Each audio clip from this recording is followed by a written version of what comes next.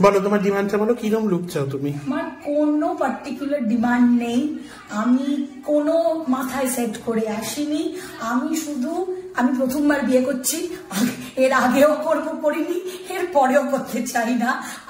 I just লোকদাকে আমার just বলা, আমাকে তুমি শ্রেষ্ঠ মতন লাগিয়ে দাও, ব্যাস, মানে I should look the best, that's about it. Okay, thank you.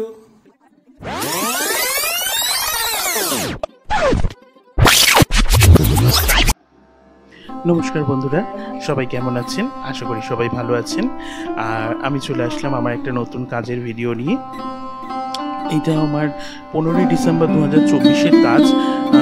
ওই যে বলেছিলাম কাজের কিছু ব্যস্ততার জন্য আমি ভিডিও এডিট করতে পারছিলাম না। যাই হোক, আমি তো কোণে প্রচুর সাজিয়েছি, তার মধ্যে এই কোণেটি একটু আমার কাছে স্পেশাল। তার কারণ হচ্ছে ঠাকুর পরিবারের সদস্যকে সাজাতে পেরে আমার সত্যি খুব ভালো লেগেছে।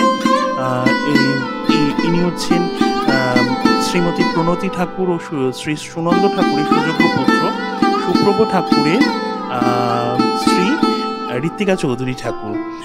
এছাড়াও ঋত্বিকার আরেকটি নিজেরও পরিচয় আছে, কারণ ও নিজে খুব ভালো একজন থিয়েটার আর্টিস্ট, ও ভীষণ ভালো থিয়েটার করেন। আর তাছাড়াও অ্যাক্ট্রেস ভাবনার দিদি হয়, ভাবনার থ্রুতেই আমার ঋত্বিকার সঙ্গে আলাপ। তবে ঋত্বিকা ভীষণ ভালো মনের একজন মানুষ, ভীষণ জলি আর ভীষণ হাসি খুশি, মানে ভীষণ মন খোলা স্বভাবের একটি মানুষ। আর ওর তো কি সাজগোজ সাজবে না সাজবে সেটা তো আপনারা শুনেই নিয়েছেন। ওর মানে পার্টিকুলার কোনো ডিমান্ড নেই, ও আমার উপরে পুরো ছেড়ে দিয়েছিল। ও বলেছিল তুমি আমায় সিম্পলের উপরে সুন্দর সাজিয়ে দিও, তাতেই হবে। আর ওকে সাজানোর পর আমার অদ্ভুতভাবে একজনের সঙ্গে খুব চেনা মনে হচ্ছিল, ওকে দেখে মনে হচ্ছিল আমি খুব চিনি, মানে দেখেছি কোথাও, এরকম মনে হচ্ছিল। একজনের সঙ্গে খুব মিল লাগছিল। উনি হলেন আমাদের পুরোনো দিনের অ্যাক্ট্রেস সৌমিত্রা মুখার্জির মতন মনে হচ্ছিল।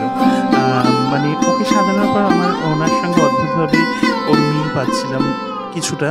মানে এটা জানি না আপনাদের কতটা কি মনে হবে, আমার পার্সোনালি মনে হচ্ছিল যে মানে ওনার মতন দেখতে লাগছে। সেটা মানে আমি ভুলও হতে পারি, যাই হোক সেটা আপনাদের মানে তাদের নাও মনে হতে পারে। যাই হোক, এটা আমার মনে হচ্ছিল। যাই হোক, আর ও সাজগোজটা তো ভীষণ সিম্পল রেখেছিল। আর তার মধ্যে ও বেনারসি পরেনি, কিন্তু ট্র্যাডিশনাল বালুচরি শাড়ি পরেছিল, রাস্ট কালারের একটা বালুচরি শাড়ি পরেছিল, আর তার সঙ্গে রাস্ট কালারের ওড়না নিয়েছিল মাথায়। আর গয়নাগাটিও ভীষণ সিম্পল ছিল, মানে ও যে খুব জবরজং গয়নাগাটি পরেনি, ভীষণ ট্র্যাডিশনাল গয়নাগাটি। তার মধ্যে আমার পার্সোনালি খুব পছন্দের একটা গয়না ও পরেছিল, যেটা হচ্ছে মপ চেন আমার ভীষণ পছন্দের একটা গয়না।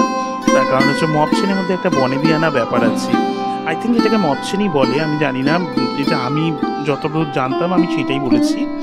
আর এইটা হচ্ছে ওর ফাইনাল লুক। দেখুন, আমার তো মনে হয়েছিল যে মানে সুমিত্রা চট্টোপাধ্যায়ের সঙ্গে মিল লাগছে দেখতে, মানে অনেকটা ওনার মতন দেখতে লাগছিল। যাই হোক, ওকে সাজানোর পর কেমন লাগছে সবাই জানাবেন। ভালো লাগলে একটা লাইক, কমেন্ট অ্যান্ড শেয়ার করবেন। আর সবাই ভালো থাকবেন, সকলকে ভালো রাখবেন। আর ওর নিজের মুখে শুনে নিন ওর কেমন লেগেছে সাজানো। যাই হোক, তুমি কেমন লাগলো? আমি চলি, দেখা হচ্ছে আবার কোনো পরের ভিডিও। নমস্কার।